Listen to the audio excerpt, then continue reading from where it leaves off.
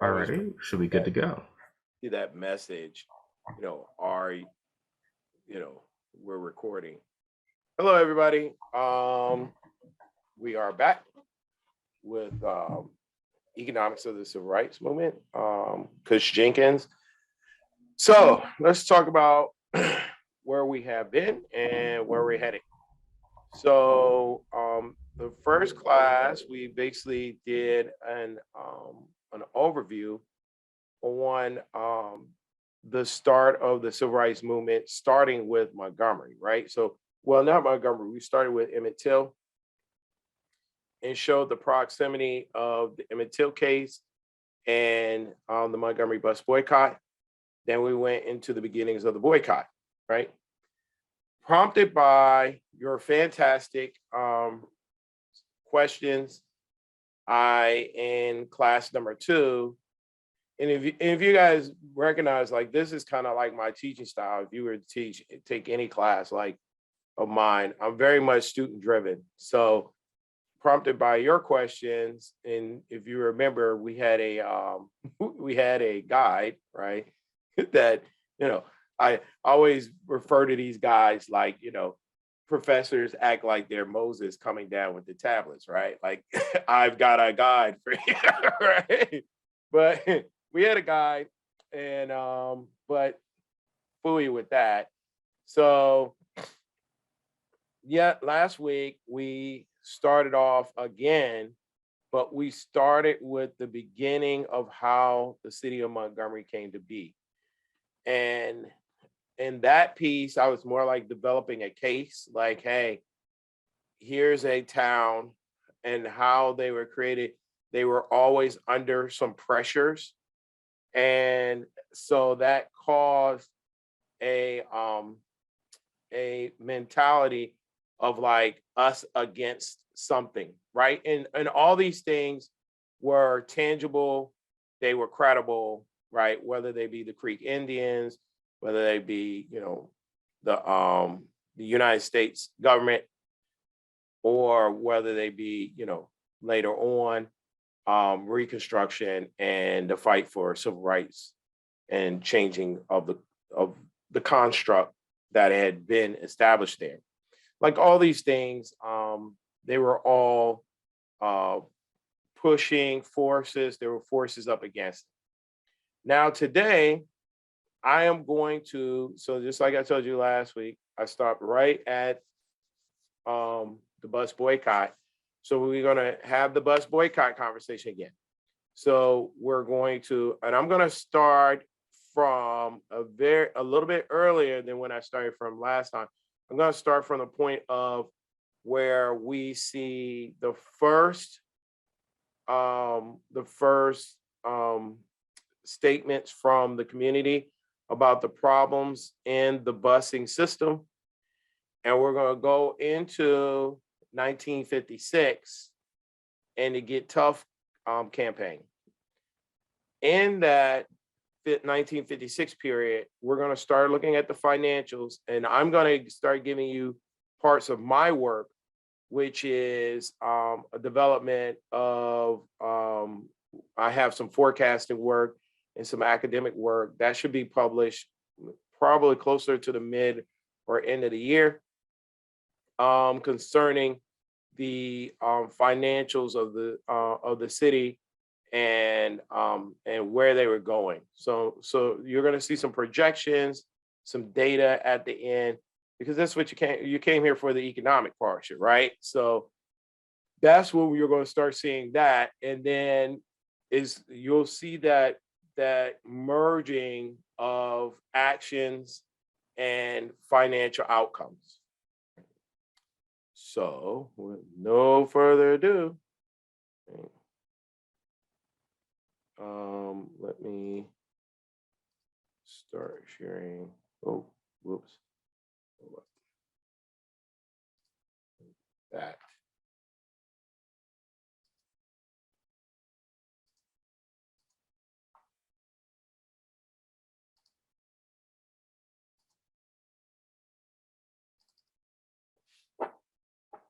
Does everybody see? Hey, Richard, do you see The slide is a primary. Okay, good. It doesn't, you just see the slide itself, right? Or do you see the next slide coming? We just see the slide itself. Okay, good. Okay, I see the slide, and then I also see the economics of the civil rights movement. Okay, fantastic. That's perfect. That's what I want you to do. Okay. So, at this point, I always want to say, you ever watch like this shows, they say, previously on the economics of the civil rights movement. They show you clips of what happened last, but so what we dealt with previously was that, and we're talking about the first class, right? That Rosa Parks was arrested for violation of code, chapter 6, section 11 of the Montgomery City Code. Please, I want to make sure I highlight this point. Please remember that she was in violation of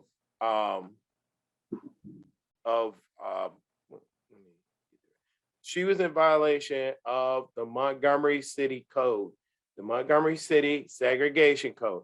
I'm going to say this because later it's going to start coming up, and individuals will, in the beginning, start denying that they have jurisdiction over segregation in the buses.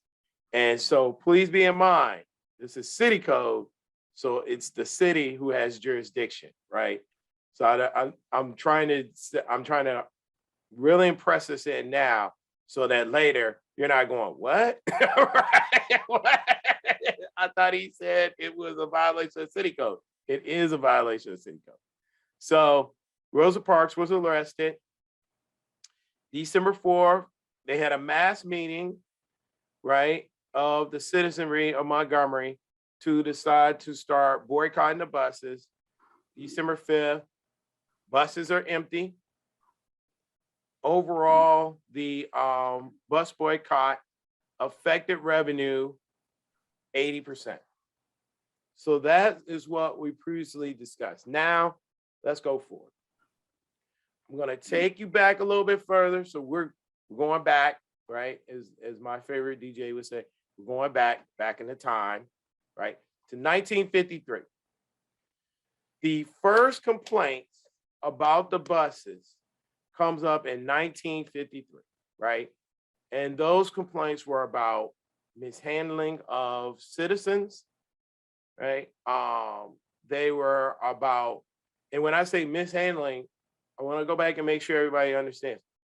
I don't know if I made this as clear in this speech as in I've done other versions of this speech, but the law deputizes, yes, I'm saying it correct. The law deputizes the citizens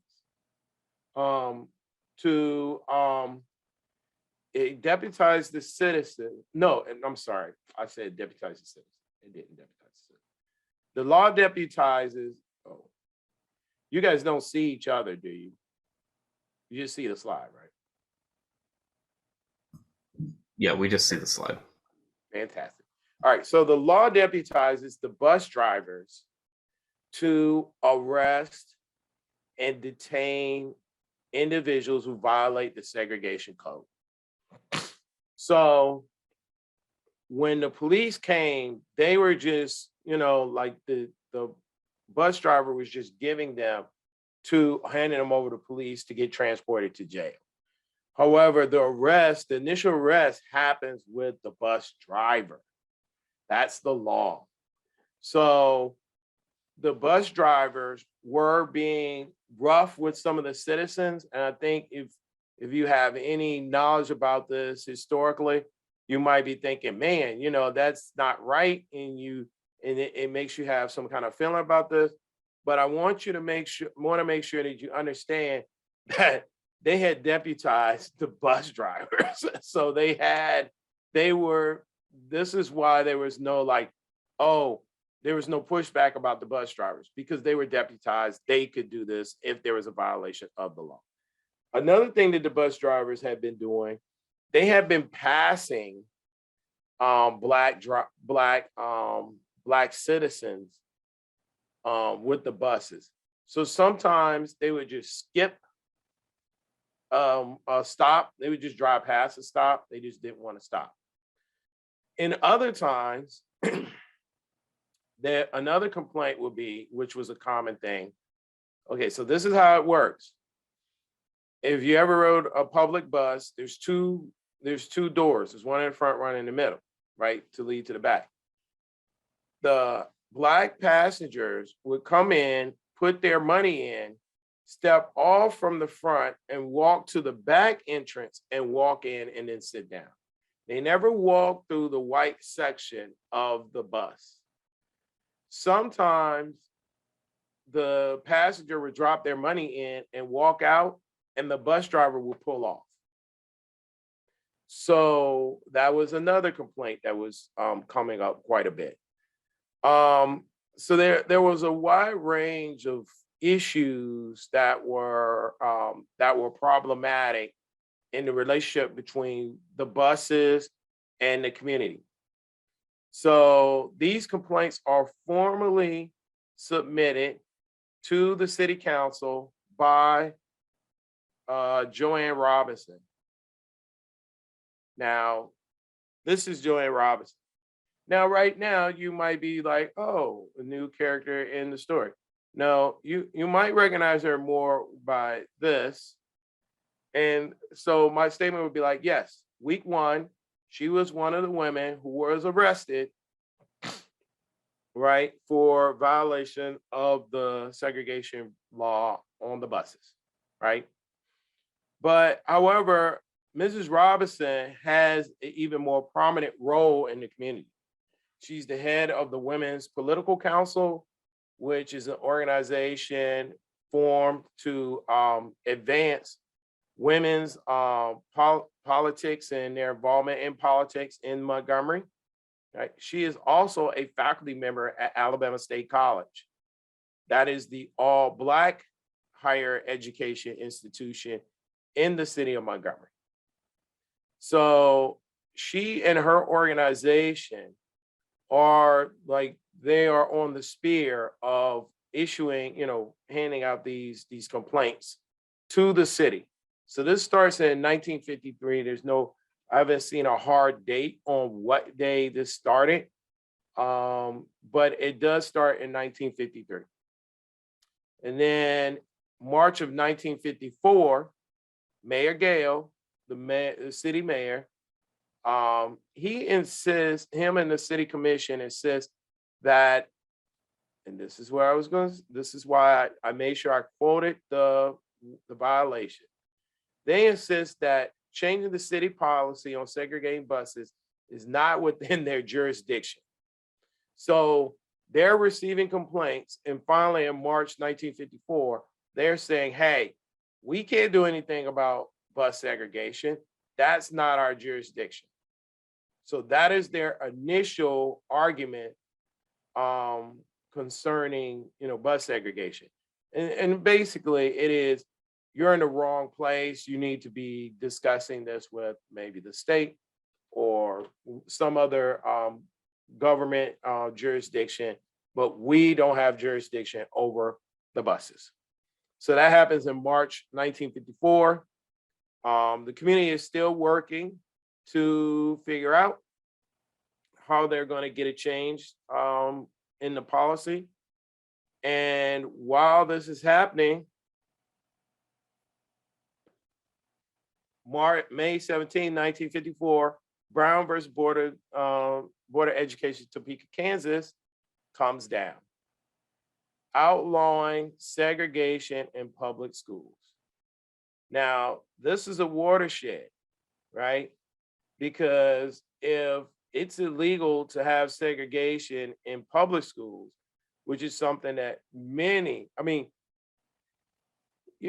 so you've got a group of people who have more, they pretty much have more hope that the buses can be desegregated than the schools.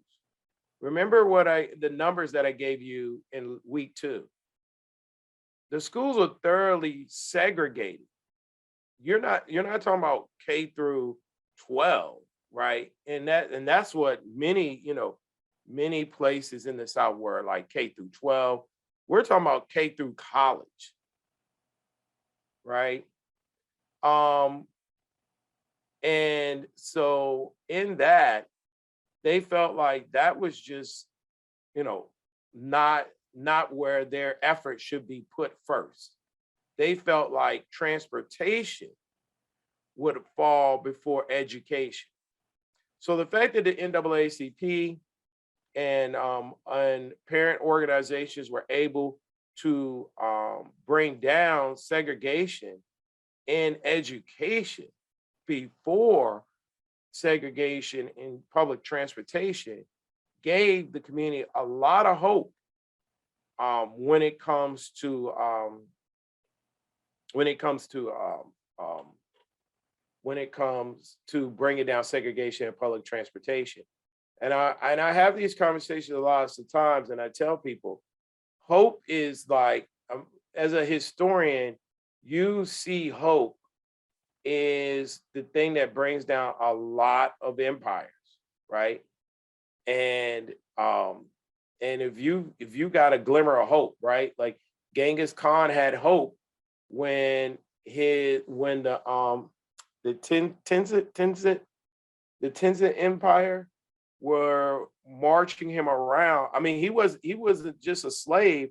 At one time, they had like a circus, and he was like the elephant man for the circus. This is why we get a lot of data, a lot of historical stuff on Genghis Khan, right? But but he had hope, and his hope brought about him not only conquering the area, but basically he lived for eternity, right? He's even in our books, our kids know who he is now, right? Hope is what brought about, changes. I mean, our civil war, right? I mean, one would say that John Brown had hope, right? You know, Frederick Douglass had hope. There was a hope of all these enslaved peoples in basically the worst slavery in humankind, right? Like it's got to be top 5, if not top 3, right? They found a way to have hope. And then, so this community had hope when they could see that segregation would be brought down in public school systems. And they were just fighting for segregation to be brought down in public transportation. So therefore, going forward, so this is May 17th, right? 4 days later, Joanne Robinson and the Women's Political Council write the mayor, making their first documented meeting of the community considering a bus boycott. So they write the mayor and they say to him, we're going to boycott, or we are thinking about the idea of boycott. Let me say to you right now, on May 21st, 1954, to have written this document is probably on the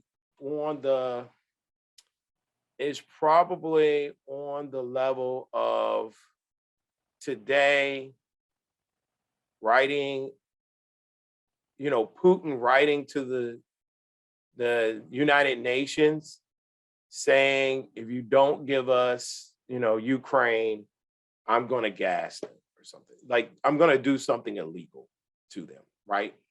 Because what a lot of people don't know is bus boycotts were illegal. I mean, not bus boycotts, all boycotts were illegal in the state of Alabama. The 1921 Anti-Conspiracy Act prohibited boycotts in the state of Alabama. So what they are saying is, if you do not treat us well, we will break the law. And let me go back to what I said in last week's class. That is tantamount to a death sentence in Alabama in the Deep South. Because many people fought for their rights, went to jail, and never came back. Schwerner, Goodman, and Cheney did not come back, right? We have countless other. Dr. King, when he was in jail in Georgia, he didn't think he was coming back. They had told him, they had been very clear, you're not coming back. If it was not for Kennedy, he was not coming out of there. So this is the environment you have. So for this woman, this Black woman, this beautiful, beautiful soul, to write such a letter and say, if we're not treated fairly, we're going to break the law. That's basically what the letter says. You don't treat us fairly, we're going to break the law. Whew, like that's political dynamite, right? And I'm trying to put that into the context, right? I don't want us to think, like in today, you write a letter, you say, hey, dear Chick-fil-A, if you don't start using, farm-raised chickens, we will boycott. Yeah, right. That's right. Like that's okay, right? Like, we understand we're gonna have an argument. No, what you're saying is, dear, city of Montgomery, if you don't treat us civilly, we will put ourselves in a situation where you're going to have to kill us. That's basically what she said. And we were going to break the law. You will come and arrest us. And we know that people get arrested, they don't come back. Right? So that is chutzpah. That is just chutzpah, as a friend would say, beyond margin. And so let me go back one slide. Remember, this is May 21st, 1954. Guess what? June, July, August. That's 4 months before Dr. King arrives at Montgomery. So there's no Dr. King at this point, right? There's Joanne Robinson. There's Edie Nixon. There is also a young Ralph Abernathy. And these are the individuals. So the person that you connect when you're talking about Rosa Parks is there. She is actually, I believe she's a part of this committee too. But the people that you think are Rosa Parks and Dr. King being the big two, Dr. King doesn't come until September of 1954. And I want to point this out because there are things that I want to make sure I drill home. Dr. King, and I picked this picture for a reason. Dr. King and Coretta King, they're kids. These are kids. Dr. King is 26 years old with a doctorate of theology, but he is a kid. He is a kid coming into the eye of the storm. Right. And people say, well, he's from Atlanta, but Atlanta wasn't that far. It's not that far today. I'm going to tell you guys a funny story. My oldest son, he's now 27 years old. When he was in high school, he goes to my brother and he says to my brother, he says, Uncle Vince, my dad always did what was right by the family. How do I follow that? He always did the right thing. And my uncle, my brother laughs at my son. I mean, you ever get that deep guttural laugh that makes your stomach feel good and your soul, right? So he just laughs at my son. And he says, how did your dad do everything right? And my son said, he went to Tuskegee University. Everyone wanted him to go to Tuskegee. And my brother just breaks out. I mean, he's howling at this point, right? He's howling. And my son doesn't understand.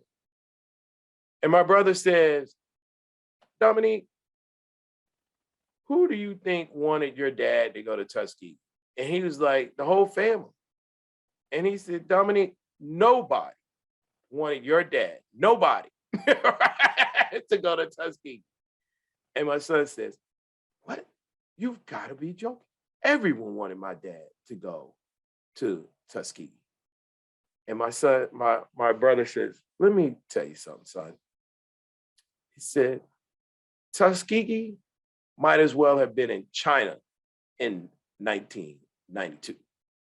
He said, Tuskegee, he was like, everybody had to drive 55 miles per hour. That was the top speed you could go in the air.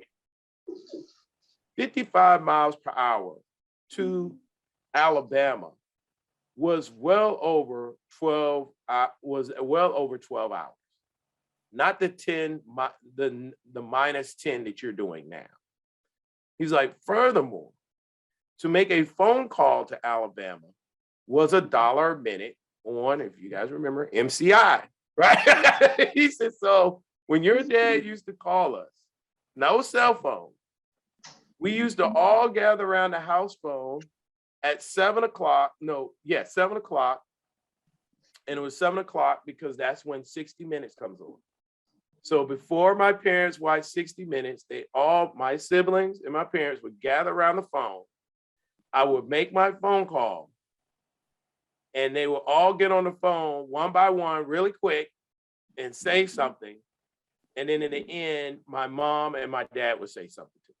That conversation never went past 30 minutes. Right?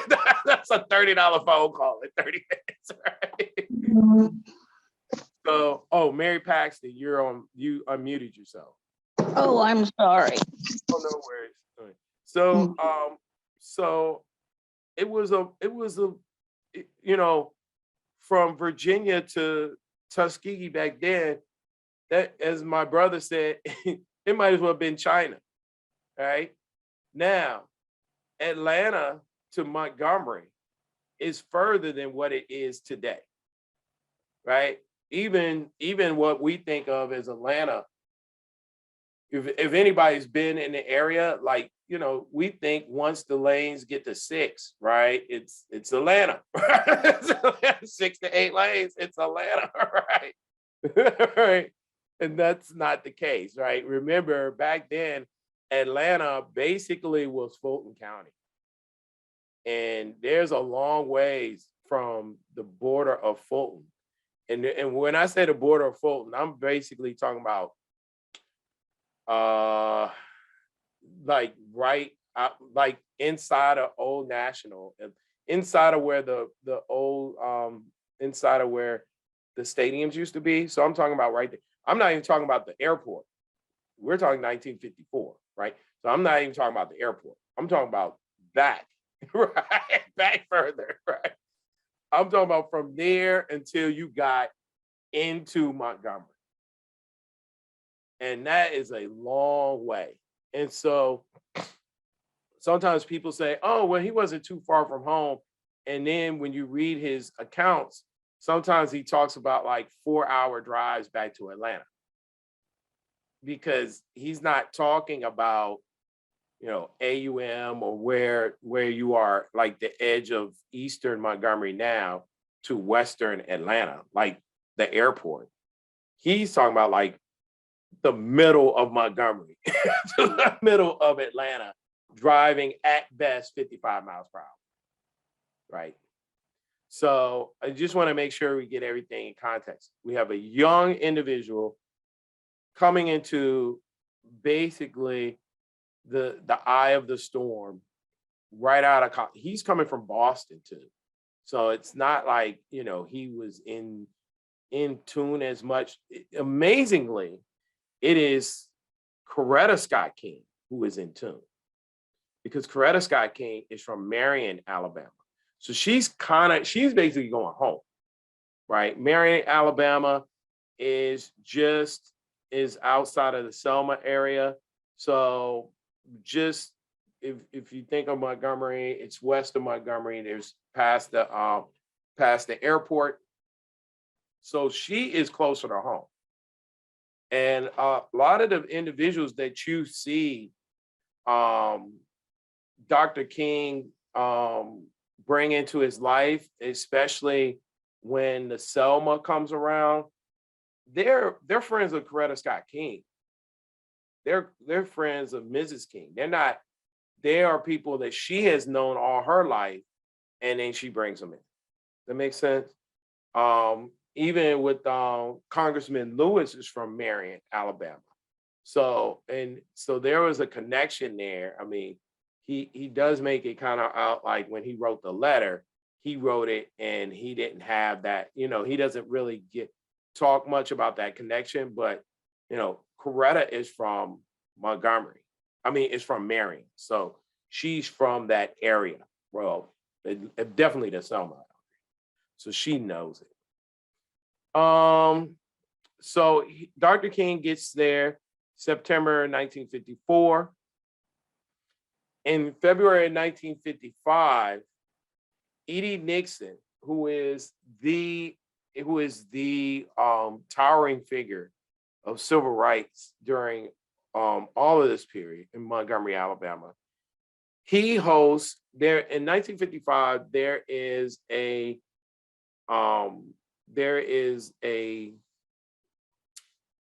an election for city council. Now, the city council consists of three people. The mayor, Mayor Gale. This election is between a guy named Birmingham and Sellers. And I'll show you a picture of Sellers later. But whoever wins, so one city council position was for a seat on city council, plus you become the mayor, right? And that's still the same way. The mayor has a seat on city council, even to this day. One of the individuals, you are on city council and you're also the head of what they call public protective services. So public protective services, and I'm gonna go over that. So please put a pin on this one. It's fire and police and fire, right? And then there was a third seat. I forgot the guy's name. I cannot believe I've forgotten his name right now. But so there's a third seat. But the Sellers seat, the Sellers Birmingham, is the one that I want to talk about right now. So Birmingham, Councilman Birmingham had won the seat, and now in 1955 he is running for re-election against Sellers. And Sellers is running a racist campaign. And so in Birmingham, whom basically it was a close race when he won the first time. And that 7% of registered Black voters, they just all voted for Birmingham. And that kind of put him over the margin. So Birmingham owed a lot to the Black community, and he was probably the best candidate they had ever had since the beginning, since Reconstruction. And he's very much in tune with the community. Well, he heard the community. Sellers, as I said, was adamantly against. You will see in a second that he is nothing but against the community, right? So Edie Nixon hosts this council candidates forum, and in the forum, they talk about the bus policy. There's another issue that's going on in Montgomery also, which is city parks. City parks is another very contentious issue. I can't even get into it right now. But oh, buddy, that is another one. That's a hot one. That's hot on the platter in the city of Montgomery. But they discuss this, and it's a big, there are a lot of feelings that come out, and everybody is, Sellers is making the contention that the Black community wants to take over Montgomery, and they're going to do it through any means necessary. And so there are a lot of raw feelings that come out of that meeting. And 1 week later, Claudette Colvin happens. Claudette Colvin is the young lady whom the bus driver they brutalized to remove her from the bus for violating the segregation law. So this is we are 9 months before Rosa Parks, and the community is not happy, right? This is, and I mean, this is a brilliant young lady. To be 15 and to encase your argument in your constitutional rights is amazing, right?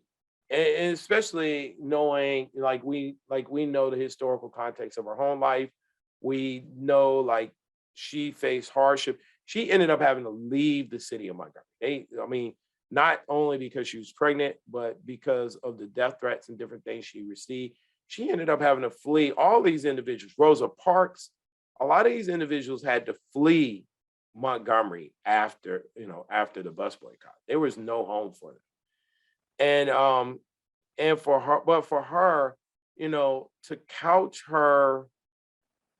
her disobedience to the law in constitutional rhetoric at the age of 15. It's amazing. Like I wish my kid would come one day and say, I don't have to turn in homework because I have the right to free speech or something.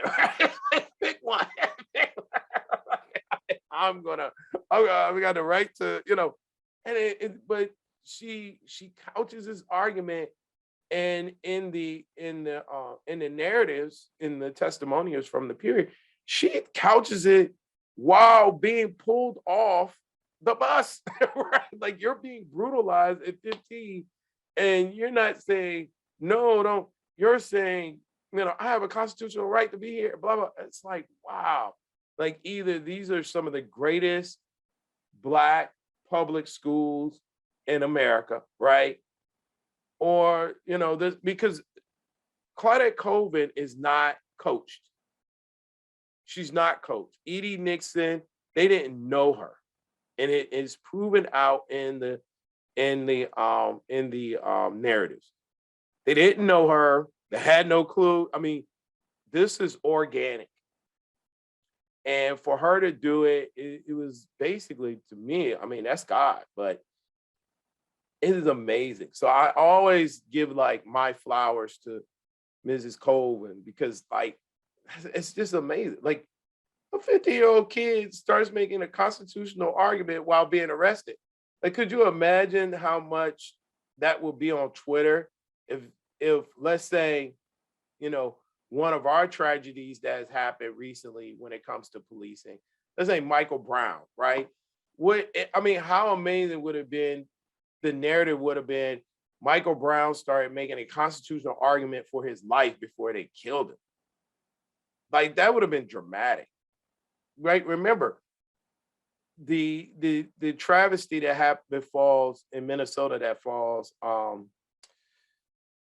oh, brother, am I doing bad with names? I got all these names sitting up in my head. But the travesty that happens in Minnesota, the humanization part is, as he was passing, he started calling for his mother. Right? That's the humanization of it all. Like, the fact that we had to watch that, and he's calling out to his ancestors as he's going. That was the human part. And in this case, the part that hits at the core of who we are as Americans is this argument that I am constitutionally right as you are being brutalized, right? Like, that's profound to me. I can do this all the time, but let's go on, because right after this, so the Claudette Colvin case is happening, the stir is happening, community is riled up, and to add more injury, Councilman Sellers wins in March 21st. So 19 days later, he wins his election. Now, I want you to see Councilman Sellers. This is a speech about segregation laws being upheld. Happens in 1956. So this is during the bus boycotts. I want you guys to see this. Hold on, let me make sure. I want to make sure that you're going to be able to hear it. So share sound, bing, bing. All right. Can you hear it? No, can't hear it. Very faint. You can't? All right, hold on. Let me stop it. It's very There was- faint. There was, yeah. Oh, there it's was faint. sound, but it's very faint. Okay, yeah, you might have to turn it up because this, well, let me, Turn up as hard as I can get it. Yeah. Hereby defy a ruling handed down by the United States Supreme Court ordering desegregation of public carriers. Alabama state law requiring segregation of races on buses still stands. As long as I am president of the Alabama Public Service Commission, I am going to see that our segregation laws are upheld. I have this day issued orders to the chief of police and the police department to continue to make arrests in all violations with reference to the segregation laws. And as long as I am police commissioner of the city of Montgomery, I intend to follow this course. all right. Congressman Sellers, everyone. Sorry, you didn't hear it. Let me see. I'll play it again. I'm playing because this is a short clip, so I'll play it one more time, but I'll turn it on my side and let's see what we get. I hereby defy a ruling handed down by the United Hold on.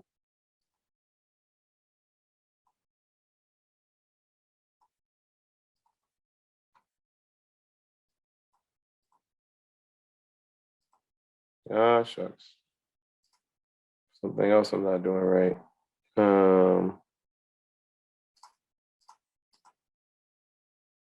It's up.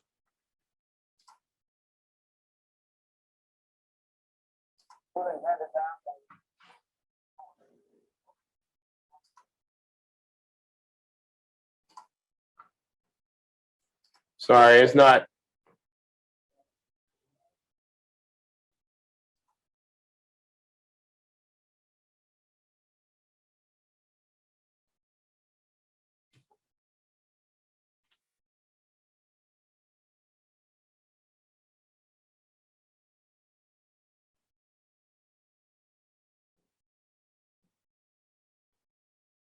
Yeah, sorry. It's not the greatest.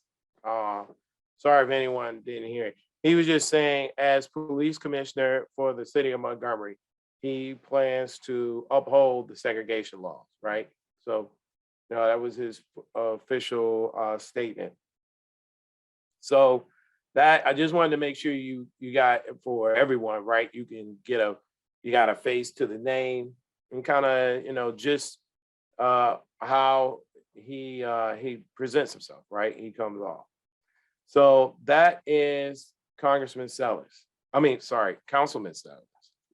Now in June 1955, so we're talking about 3 months later, the Black leaders of the community went to meet with the bus company leadership. Let me make a statement here. A lot of times when I do this work, and I started out the same way. I thought the bus company was owned by the city. It is not. It's its own private entity. The overall company is called City Lines. It is based out of Chicago, and the bus company is ran by J.H. Bagley. This is the gentleman you see in front of you, right? And the bus leadership, their contention was that they could not do anything about the city public segregation laws, right? they cannot violate those laws. They had to adhere to the law. So if you see what's going on, right? The city is saying we can't change the law. The buses is saying we can't change the law, and leadership is very much, in this conundrum. They're going back and forth, right? Now, I want to harken back to week 1. This is June. They're having this conversation with the bus company. The bus company is not budging. The city is hardening because now the councilman that is over the public service, the police department, is an adamant segregationist. So the forces against them are hardening. It's June 1955, July 1955, Emmett Till happens. Everybody with me? So you've gone from you've gone from 1954 hope to things going from, there's this apex of hope with the Board of Education ruling, to so much hope that they go and tell the city, hey, we're willing to break the law to be treated fairly. And now you've got this countervailing wind where those who don't want that change are making sure that it doesn't happen. And so on October 21st, we have another arrest. So Mary Louise Smith is arrested for violating the segregation law. So the community, and I want to make sure, all of these arrests, the community, there's portions of the community say we should now boycott, right? Because remember, the boycott idea was started in 1954. Now they're really thinking we should boycott. Problem is the person that's the head of the civil rights movement in Montgomery at this time, E.D. Nixon, he goes to interview all these individuals. And he's coming back and saying, I don't think this person was wrong. And then another one. So Mary Louise Smith comes. He's like, I don't think she's the one, right? And then we have Rosa Parks. That's December 1. And she's the one. So on December 5th, the city of Montgomery, the citizens of Montgomery, they create the Montgomery Improvement Association. And December 5th is the first day of the boycotts. So this is Rosa Parks gets arrested December 1st, December 5th, we have the first day of the boycott. And with the Montgomery Improvement Association, and the president is going to be a 26-year-old Reverend Dr. Martin Luther King. Right? And there he is. There he is. There's Abernathy. I think that's Mrs. Parks. I don't exactly know who this guy is. I think this is the pastor of Holt Street, if I'm not mistaken, but don't quote me on that. But we have the people in attendance, right? And so negotiations on December 8th start with the Montgomery Improvement Association, the city commissioners, and the bus officials. These were the three. This always, like, it's amazing to me. I'm like, wow. These were the three things that the MIA, the Montgomery Improvement Association, were requesting. 1, courteous treatment by bus operators. Just courteous treatment, right? They weren't asking them to not be deputized. They weren't asking them for any, they just were saying, could you treat us fairly? 2, first come, first serve seating. I want to make sure you understand what first come, first serve seating was. This was not getting rid of segregation. This was Black people filling up the bus from back of the bus to the front, and the white people filling from front to back. And once those two lines came together, that was it for seating, and everybody else had to stand up. This was not desegregation. This was not integration in any sort. This was still segregation. Well, Black people would come through the front, put their money in, come out, come through the back, and start from the back filling up the seats. And white people will put their money in and start from the front filling up the seats. But they were just getting rid of the principle that a white person could come in after a Black patron and make the Black patron move. That's all they were getting rid of. And then third, they wanted Black bus drivers for the routes that went through Black communities. Now, I like the, here is a 26-year-old and the leaders, they're thinking economics, right? They're thinking, because that to me, the third one is probably the most progressive, right? And it will have a lot of impact. I've seen some numbers that those routes were the most lucrative, right? Remember, 80% of the passengers were Black. So, and there's firm segregation in Montgomery. So, the routes in the Black community were the most lucrative. And they were the ones, as a narrative of one bus driver said, they're the ones that can keep your job, right? Like you pretty much know you have job security with those. So those were the three requests, and those requests were rejected, right? In December 19th, negotiations break down. And once negotiations break down, this is where it really goes downhill, right? Because remember, the city has hardened its position, right? I would say this story is almost like reading Genesis, when you read the story of Moses, right? Like you have a group that is hardening, and remember, God said, I'm gonna harden their heart more so they can say no. And then you have a group, you have the righteous group that is out there trying to get them to stop, but that other group can't stop. They are on the track, dead set, going for it, right? And so what Mayor Gale does, he implements the Get Tough campaign. Now, this is boy, right? When you get mad, you can get mad, right? Right. And so the power brokers decide, yeah, we're not. So this is what we're going to do. First of all, we're going to keep the buses running regardless if they are empty. They don't care about empty buses, right?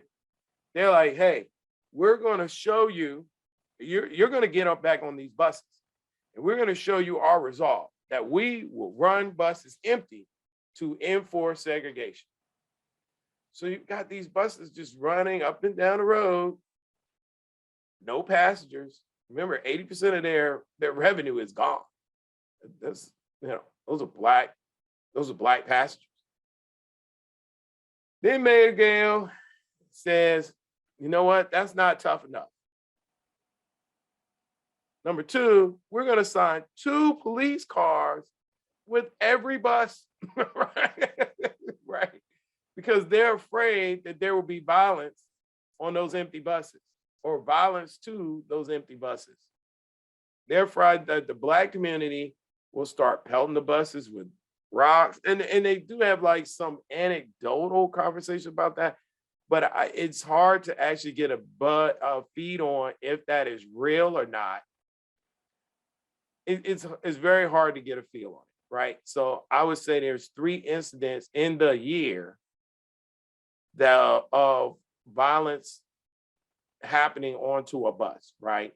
Like people outside, like throwing rocks at the bus. And then there was a case where it was said that a young man snatched a woman off the bus. That went to court. There wasn't anything there. So outside of that, you just have 2 cop cars on every bus. Then, oh, so you say, well, man, no, it doesn't stop there, right? It's like a James Brown concert, right? Just when you thought it was finished, he's got another song, right? Then he over polices the protesters. Dr. King goes to jail for the first time in his life for driving 3 miles over the limit, the speed limit. He's 3 miles over the limit. And that's what he got put in prison. Later, they arrest over 100. They put out a warrant for over 100 protesters for violation of the 1921 state anti-conspiracy act.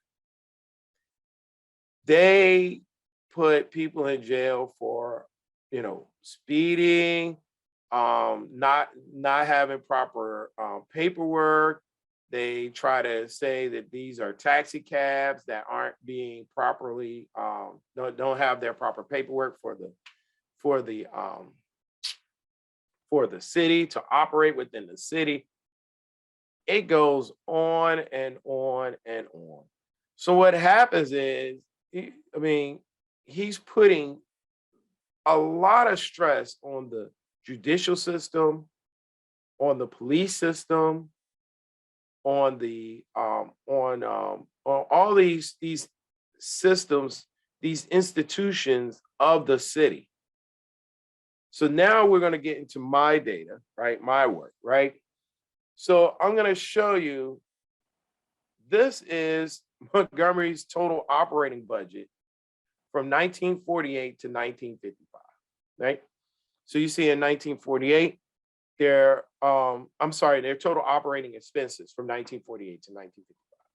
In 1948, you can see the total operating expenses were $2,820,452.86, right?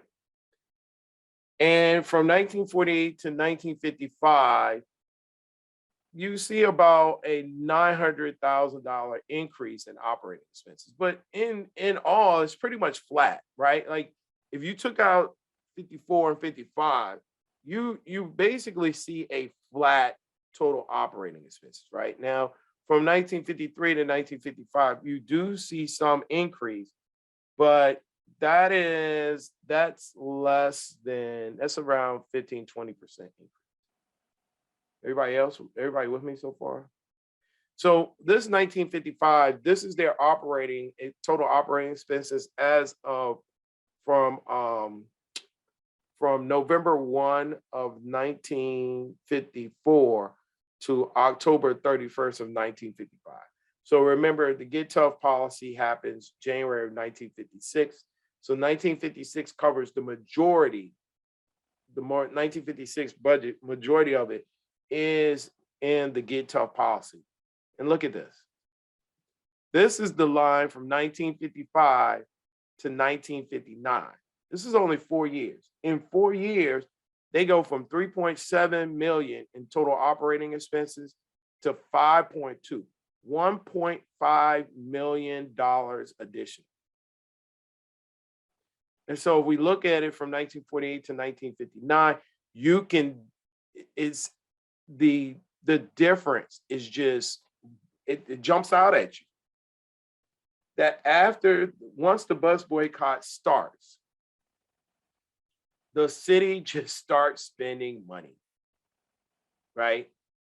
And so what are they spending money on? You say, well, okay, they started spending more money.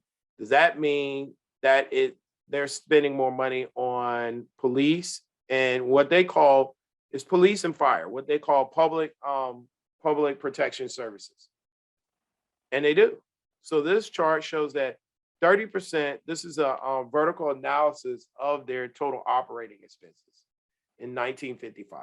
In 1955, the city was spending 30% of their total operating expenses was dedicated to public protection services, fire and police.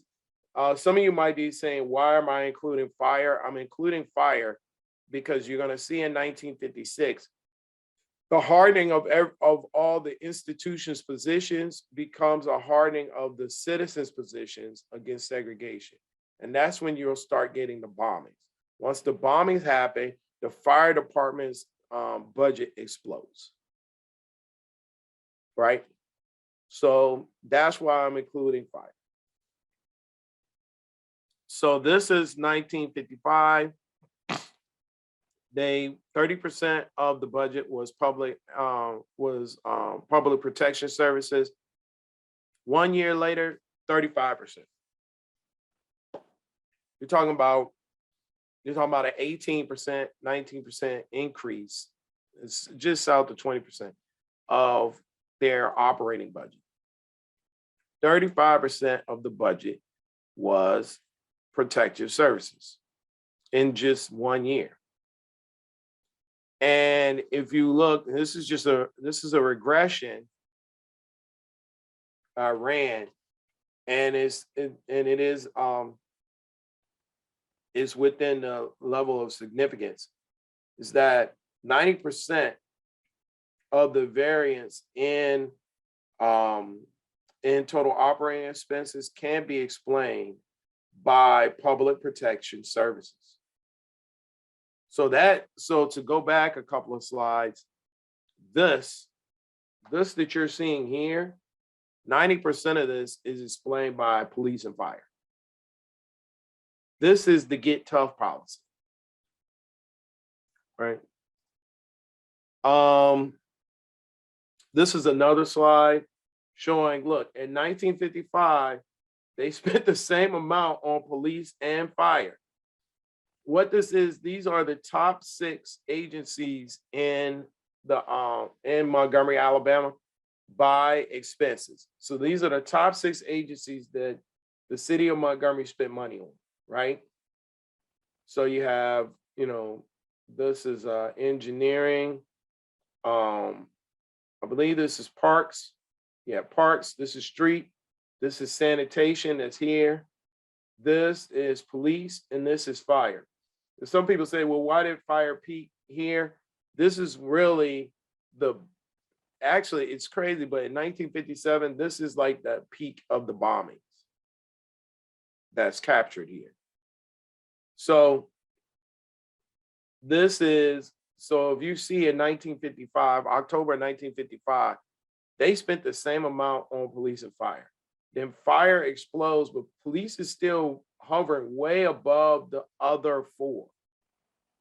So this is just another slide to show that police and fire are far outstripping everything else as far as expenses. And they're outstripping them because there's a policy that is weighing in, that is increasing.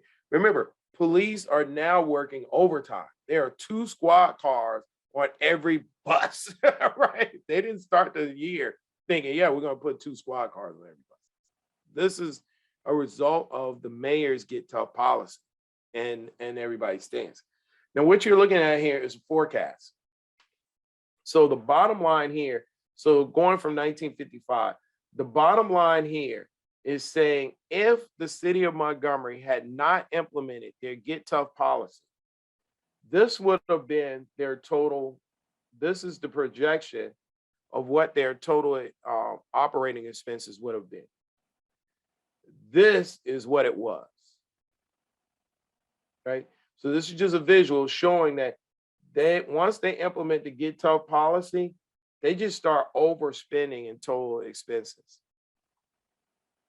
And here's the raw data to that. So adjusted for inflation in today's numbers, the get tough policy cost the city of Montgomery $15,827,932.15 per my data, per my research, right? And so in basics, the city with that get tough policy was financially drowning itself. So this is the end. I'm sorry, I went like 2 minutes longer on the day on this piece, but next week so that's the piece on the expense side. So next week, I'm going to go into the revenue side and how this was affecting their revenue, and some conclusions from my research, and then wrap it up with the bus economics of the bus boycott, and any questions that you guys might have. So let me hit the stop sharing. And this is the time. Sorry, I took a couple of more minutes. I normally try to finish at 10:45. It's 10:48.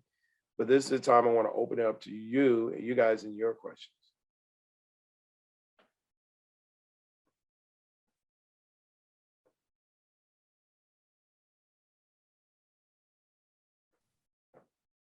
Okay, hand up. Yeah. Mets. Yes, these are in chat, but my first comment was Atlanta wasn't safe either. Yeah, you're right. Yeah. I'm very sensitive to the fact that there are lynchings in Atlanta, and I'm quite certain it wasn't just Jews that got lynched. Yeah. And No. Go ahead. Yeah. The other thing I wanted to comment on is I've been reading multiple cases of Black customers going into a bank with a paycheck and tellers refusing to allow them to deposit the checks. And at least one of those cases, they called the cops and had the customer handcuffed. Right. I'm wondering whether any employers that have had that happen to one of their employees has closed out all of their accounts and moved them to a different bank, which is what I would do if I had a company and somebody did that to one of my employees. Right. Yeah, I don't, that's a great question, right? I don't know. I know of what you're talking about, right? And that's a great point. Like they, and I would say that, the difference between the bank tellers and the bus drivers is the bank tellers weren't deputized, right? So the bank teller can't come around the corner with some handcuffs and put you in handcuffs and detain you and wait for the police to bring you to jail, right? And that's the case with the bus driver. But you're definitely right that this was occurring, and it was to the point that, I do, you bring up a great question. Like, were there companies who reacted in a way of saying, oh, well, if you won't cash our employees' checks, then we need to find a different institution. So that's a fantastic point. And the other one that you made about Atlanta, yes, we're talking about degrees of safety, right? It's like, talking about Sodom and Gomorrah and degrees of debauchery, right? Like, which was worse? It's kind of, for me to say that Atlanta was in some respects safer than Montgomery is like, you just pick your poison. So I don't know, like you are right. They both were unsafe cities. There were both tenuousness in them. Atlanta had not gotten to the point that it is now. So, in the 1950s. So you make a good point. They both had their issues. Marguerite.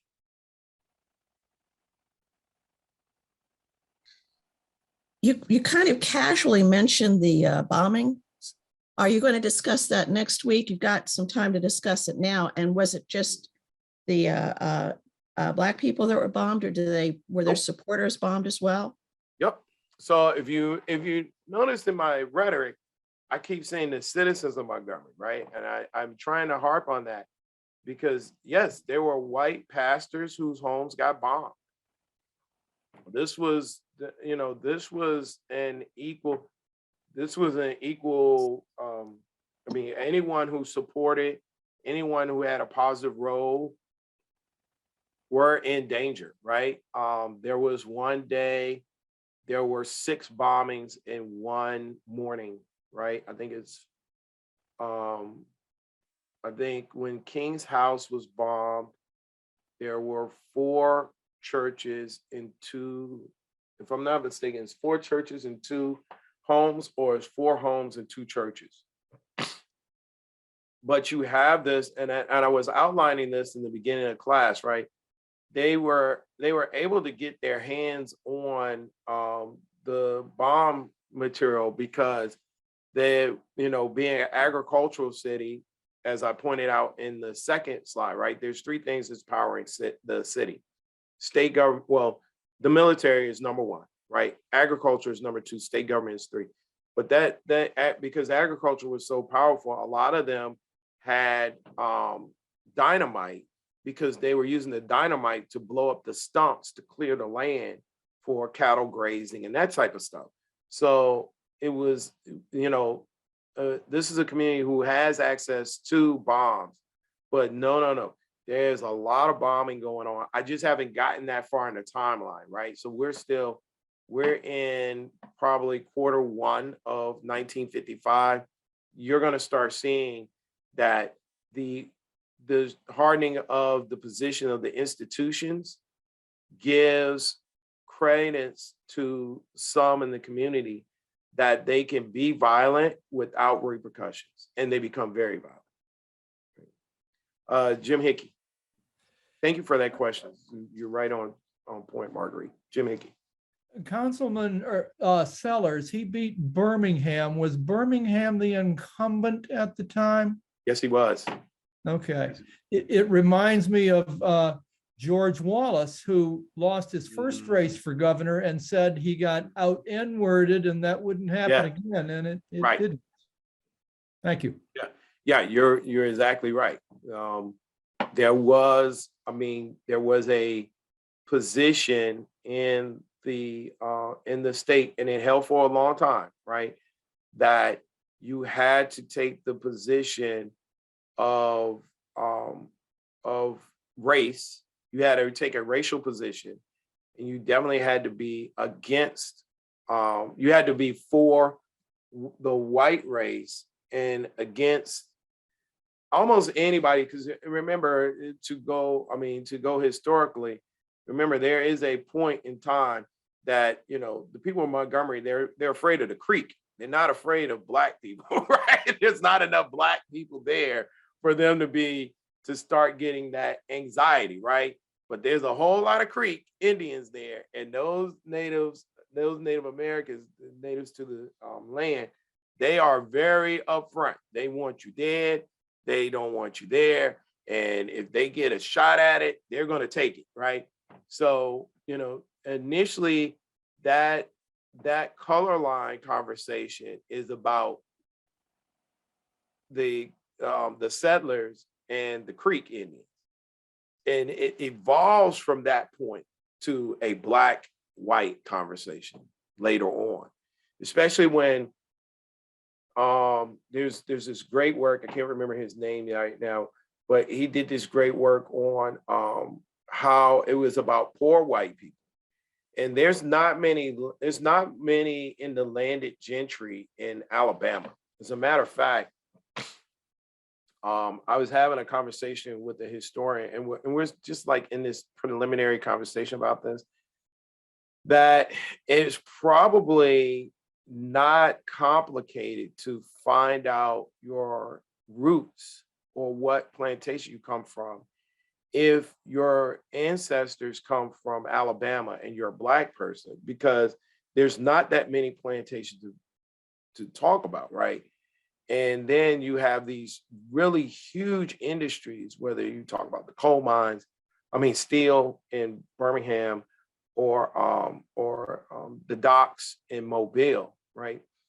That the works have shown that there's not like it's not like this democratization of plantations, right? There's only a few. And so those individuals recognized that after the Civil War, and they recognized that their Black citizens and the poor white citizens had a lot more in common. And their fear was those two entities coming together and basically ruling, a democratic Alabama. And so they used race to separate those in order to continue their control over the area. Especially in some of the western parts of the state, right? they are very, very sensitive on the issue, but it's more of a tool in making sure that their power structure remains in place. Anyone else? Great point, Jim Hickey. You're right. Spot on with that.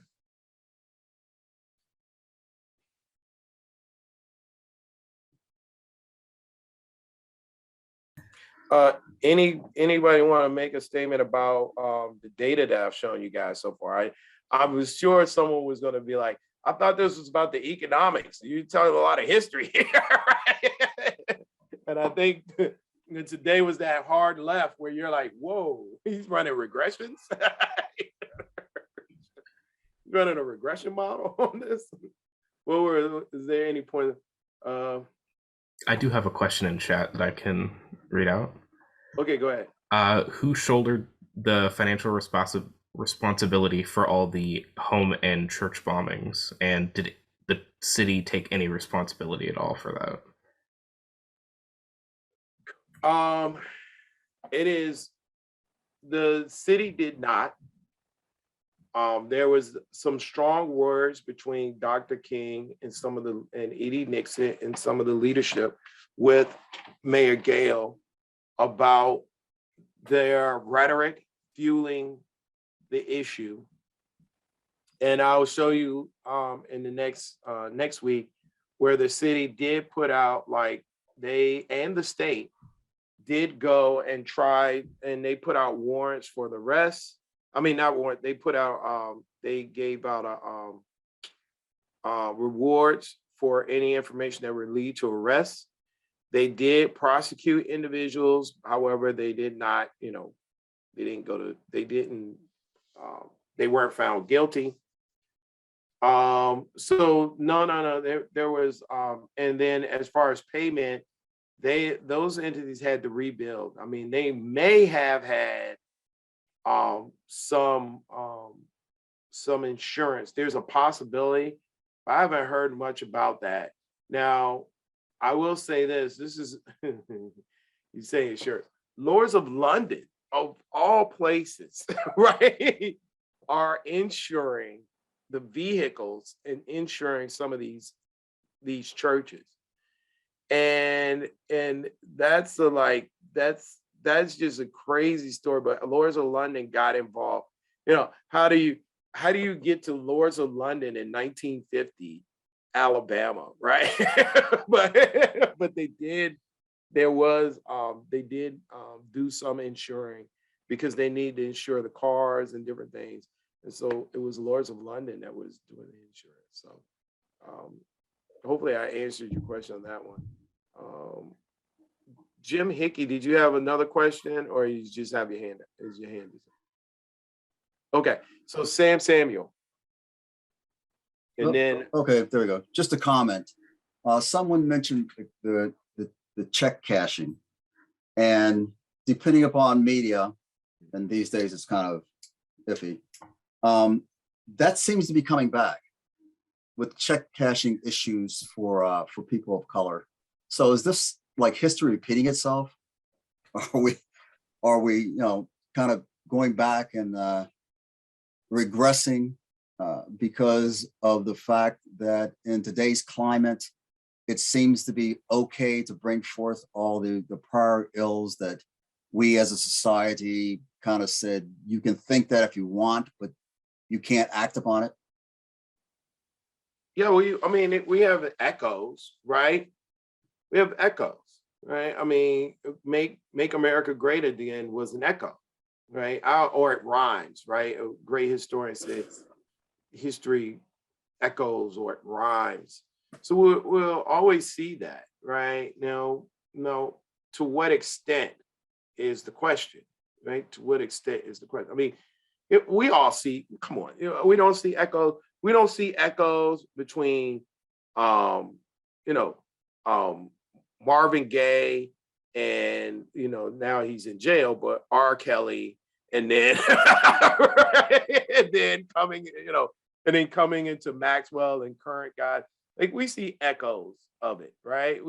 I see, sometimes when I watch some of these rock groups like Radiohead, I see the Beatles. I can hear the Beatles, right? So, you've got echoes. And I think that, it's funny. We have a young generation, I don't think that listens to the older generation enough, and they're afraid of getting mentors, and they think they have discovered things like, they think they've discovered long hair and and wearing, clothes with rips in them. And I went down to Potomac Falls High School the other day, and they think they discovered tie-dye. And I'm like, really? Tell me more about that, right? Tell me about your invention, right? So it goes for, and I'm just talking about the good thing. But we have to if we identify habits for good, then it's happened for bad things too, right? And those individuals think, oh, we've created this, right? Like, we've got this new thing. We don't feel like certain people should have their checks cashed, right? Well, let's face it, history didn't start until I was born. So anything before that, it was okay, but I got this. Oh God. Are you quoting Columbus when he landed? No. The Dominican Republic? My daughter. Oh. All right. Thank you, Samuel. Mets.